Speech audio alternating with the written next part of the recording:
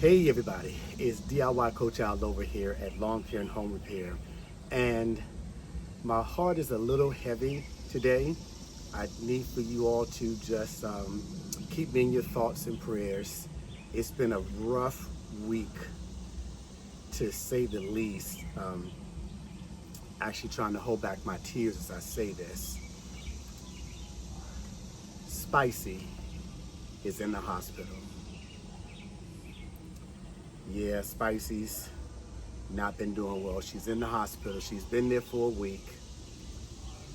I'm wondering though if it's because we put that lawn striper on Little Mama. I'm wondering if Little Mama had something to do with this. Anyway, I digress. Spicy is not doing well, but we're gonna keep the channel going. Guys, I need to go out here and treat my backyard because I haven't been treating her right since I've been doing the front yard. Spicy notwithstanding, we got to still do this thing, show y'all how to get and keep that lawn popping. So y'all hang in for a little bit. I'm going to come right back and show you this little cocktail I'm about to put on the lawn. Be right back. Yeah, Spicy, you're not looking down on us just yet. I hear you. Spicy said cue that music.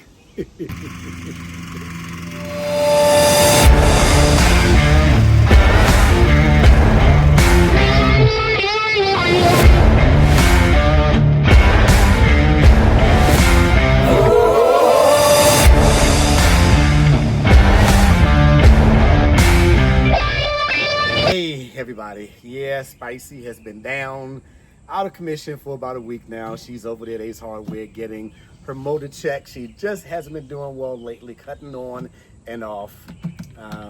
Yeah, so we're just gonna continue to do our thing over here. We're gonna carry on in her name. I think that Little Mama's gonna do her best to make Spicy proud. All right. I have got to do something to that backyard today. I have been so focused on that front yard with that full renovation that I'm doing. Please check out the video on it. Been so focused on that. I haven't been doing as much in the backyard, and honestly, there's not a whole lot that I could be doing back here. I'm gonna let some B-roll run up here so you can see it. I have had, like many of us on the East Coast, I talked to one YouTuber yesterday, earlier today, and I know that he also has been dealing with the same thing. We have been inundated with rain, and there is such a thing as root rot. And what happens is that when your roots can't breathe, when they can't get oxygen because they're just flooded, it's just so much water down there, they will actually die, and it'll kill those roots. So I've actually had some of that, and I have had to deal with any number of fungus over here. I've had to do so many rounds of fungicide, I just can't even keep track. I was using the Gunner Propiconazole. I just switched over to the Eagle. I think those are both class maybe 11. I forget what it's, either 3 or 11. That in combination with the azoxystrobin, whichever the Eagle is, the azoxystrobin is the other. So I've been rotating those fungicides, but man, we have just been getting hit with this heat, with this hot weather, with the constant deluge of rain. Then when it stops raining, the temperature is freaking 100 degrees. And then you have the humidity right at it. At one point, I felt like I was chasing Dollar Spot. As soon as I put a curative rate on one, the next day I come out and I see where it's almost like in a chain, and I'm starting to wonder if maybe some of that fungus got on the lawnmower wheel, and as I was rolling the lawnmower, it just kind of, I helped to spread it that way. But so many other YouTubers who are over here on the East Coast, I think in the Midwest, you guys may be dealing with some of that also. But it's just been so much rain. I've gotten the fungus, I've gotten the waterlogged roots, so I've had enough damage so far in the backyard that I honestly just yesterday contemplated just redoing the whole thing also. But you know, I do about 8 to 10,000 square feet because I take care of stuff beyond the fence too, and that's just not a task I was up to doing this fall. I really just wanted to focus primarily on turning over that front yard. In the backyard, it is the older cultivars that's been back here since forever. I did an overseeding last year with the Jonathan Green. That is a better cultivar. I don't know how that one is engineered to be as disease resistant. It doesn't matter what grass seed you use.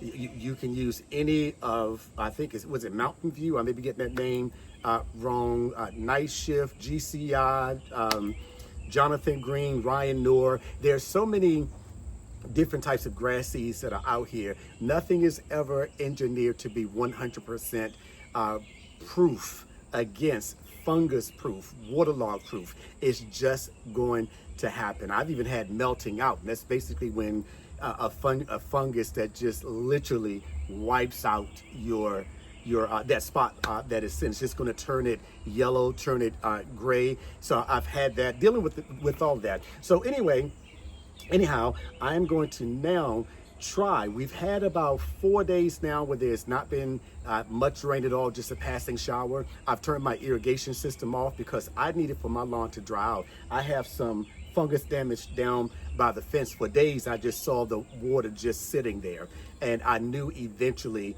that fungus was going to come. Even as I was doing the glyphosate to clear away the front yard, I can see that like spider web looking fungus, epithium. It starts off looking like that spider web. It was hot, and it was in the afternoon, and I usually see that in the morning when the grass is wet and you have that high humidity. That's just perfect for epithium to start coming up. But anyway, now that we're just waiting for the glyphosate to kill off the front, I can turn my attention back to the backyard. I'm going to turn my irrigation system back on, and I've actually put several rounds of fertilizer on the yard. But when you get that much rain, it doesn't matter what you put on your yard, it's just going to wash it out. So as I looked at my yard, I can see the signs of the fungal damage. I can see the signs of the water damage by itself. And I can also now see the damage done from the heat stress. So although I've hit it with different fertilizers, I hit it with the 1648 Simple Lawn Solution. I'm going to hit it with the 14014 today. I have put down Milorganite, but today I'm going to actually hit it with a combination of, we're going to go with some Simple Lawn Solution 1404. That is a good one. It's going to give us that nitrogen. It's going to give us that potassium. And I'm going to also hit it with this Fertilume chelated iron to help to green it up. Nitrogen is going to help to push that growth, and it's going to also help to green it up, but that fertilizer is going to give it a little boost. And then, because I have seen some compaction out there, I'm going to go ahead and hit it with this Moisture Max. I think this is from Yard Mastery, if I'm not mistaken. I'm almost positive. I saw Mr. Ferguson use this, and I think even Devin, the lawn coach, used this. Hey, congratulations, Devin, on that 3,000 members, man, subscribers. You're crushing it over there. And I saw somebody else use it, I'm not sure, but this actually has biostimulants in it. I know it has humectant, which is going to draw that moisture to help retain that water. And it also is going to help break up that surface tension. It's going to allow the water to penetrate that compacted soil. And it's going to actually, it's supposed to help reduce the watering. I bought this several months ago. I couldn't use it because we've had so much rain. So I'm going to come back. I'm going to mix this up. We're going to put it in the backpack. Guys, I'm going to need to get a new backpack. This one has been working well for me, but I've been dealing with some back issues, and I need something that's going to be a little more comfortable. I have someone who's supposed to be sending me a backpack sprayer for a review. I'm going to show you guys when I see it. Well, not so much a review, more so just to kind of look at comparing different classes, different price ranges and things like that. But this one, there is nothing wrong with this one. It has served me well. I can use it perfectly fine if I just go with less than 4 gallons of water, or maybe just put some padding in between. But I've seen some backpack sprayers that actually have the padding built on. But anyway, I'm going to come back. I'm going to mix this up. I'm going to get out there on the grass, and I'm going to show you the results of me finishing getting it down. And then we're going to come back about a few days later and see what she's looking like. So you guys hang on. Hey, do me a favor. Don't tell Spicy that we were making fun of her, okay? She's a little bit sensitive. Be right back. Hey guys, so this is what my yard has been looking like in the back as of late. I just raked this up over here. This is where I actually did my spring overseed. And it took really well. And man, I tell you, when new grass doesn't have time to establish roots, deep roots, it is not going to do well when you have these extreme weather conditions. So all this over here, you see the pile over there that I raked up, all this over here was actually just devastated by the fungus. Now over here, interestingly enough, I just have heat stress. So that was new. It was new over here. Right here actually gets less sunlight. So I think what happened was that this grass was saved by the fact that it's sitting under this big tree and it got a lot more shade than what was over here. Fungus just, in fact, it was only just a few weeks ago, fungus hit that. Guys, see I have that toilet and sink over there. I just did a project where I totally redid my first floor bathroom. I'm gonna have a video come up about that in a little bit. But anyway, this is heat stress, stress spots, and the result of some fungus and things like that. Right over here, that brown patch, I actually got hit with brown patch right there. Now, as I said before, I've been playing catch up with the fungus, and every now and then I see a few of those summertime heat related weeds like the nutsedge come up and the common Bermuda. So I had that brown patch right there and over here. Now this actually, it looks worse than it actually is because outside of one other spot down there, fence where I'll show you, the lawn, keeping up with that fungus and chasing it, basically, I've seen a lot of people. My friend over at Elevated Landscape, he was showing his lawn and how the fungus just basically decimated so much of his yard. So for the summertime, this actually does not look bad. You can see, once again, the heat stress over there. Over there had a little bit of brown patch. Over there, a little brown patch. And then over here, you just see heat stress and that waterlog, as I said before. So yeah, just dealing with a whole lot of different summertime elements. We have, for those of you, most of you who follow me, cool season grass people, with our perennial rye, our turf type tall fescue, our Kentucky bluegrass, I have all of that in here. Summertime grass does not do well when you have temperatures that's in the hundreds. You have humidity that's hovering around 100. The rule of thumb is to put your fungicide down when your temperature and your humidity are at about 150. But what do you do when your temperature is 100 and the humidity is 100? You put the rounds of fungicides on it and you just really hope for the best. So I was actually considering, as I said before, hey, let's just go ahead and just wipe out everything and just start all over again. But no, there are really only a few spots over here like here. And I'm actually turning this into, down along the fence, to a flower bed, because the water, the way my yard slopes, the water just hits here and it stays here.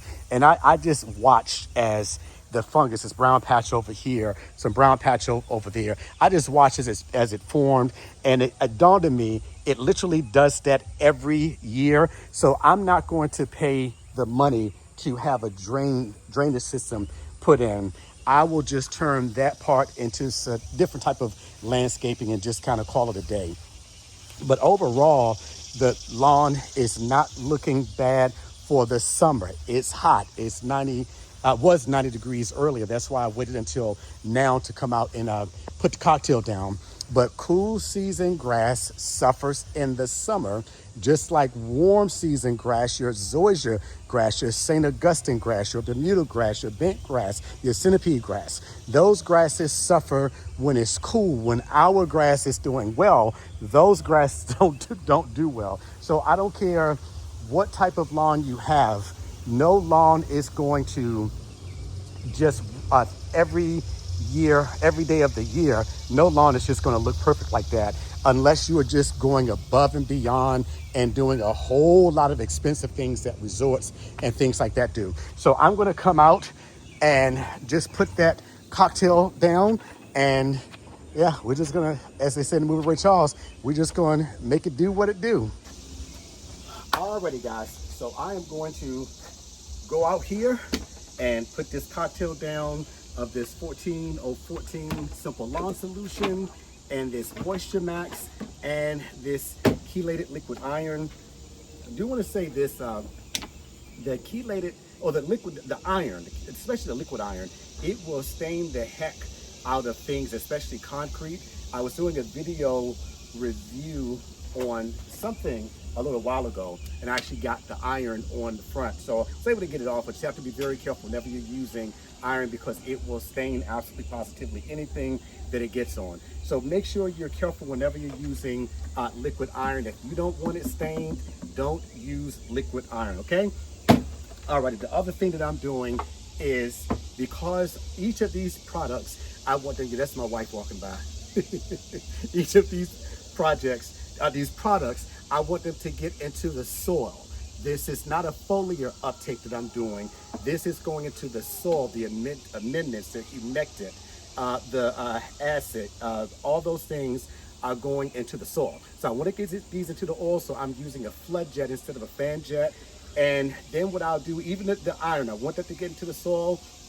I'm not looking for a quick green up like you would get if you were to use urea. You can kind of put urea and Epsom salt together and get a quick green up in the matter of a few hours. Not looking for a quick green up. I'm just trying to get this into the soil so that we can revitalize the plant. And later on, I think they call for rain. We haven't had any rain in 4 days, but if we don't get any rain, then I'll finally fire up the sprinkler system to make sure everything gets washed in. So I'm gonna go put this down. You guys hang in there.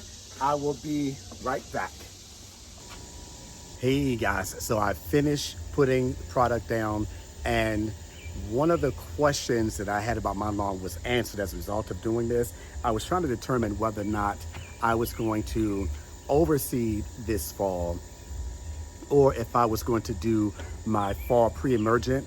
Typically, when you do your pre-emergent, it's going to hinder, not typically, it will hinder to destroy the seed that you try to put down if you're going to overseed. And it'll also stunt the development of new seed, and it'll make it very difficult for it to survive unless you're using tenacity, which is not a really long-lasting, really good, I think, pre-emergent, because of the kind of damage that I've seen in my yard. Not a whole lot, but enough that I know that this is not going to repair itself. This is a bunching fescue. You have your bunching and you have your spreading cultivars, grass types. Your bunching, they will shoot up new grass blades from that foundation, from that bunch, but it's not going to laterally spread through rhizomes or stolons or things like that, like your Bermuda grass and some of the other grasses. Well, now there are spreading fescues that are out there.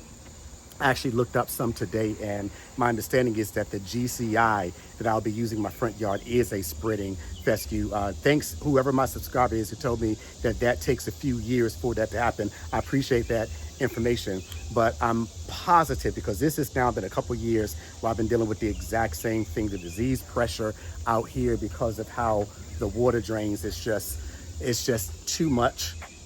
So I'm going to forego doing my prodiamine this fall, or the dithiopyr, the two that you usually use when you're going to do your pre-emergence. So I'm going to forego that. I will just have to use the tenacity to try to keep some of the weeds at bay this fall. When I did the tenacity this spring for the pre-emergent, it did nothing for the Poa Nu and Poa Triv that I had, which is why I had to end up burning it off. So I'm going to definitely be overseeding. So you guys who are following me for the total renovation in the front, we're going to be doing that in the front yard, and we're going to be doing overseed in the backyard. So we will go along on this journey together. Also, what that means though is that when you don't get an opportunity to do your fall pre-emergent, then your cool weather weeds are going to come up, and that is going to be that dreaded Poa Nu and Poa Triv. Even though I wiped a lot of it out, it probably did go to seed head. I know that there are going to be some outbreaks throughout. So what I'm going to actually do, I know that there's some YouTubers who live in my area. I spoke to one just the other day.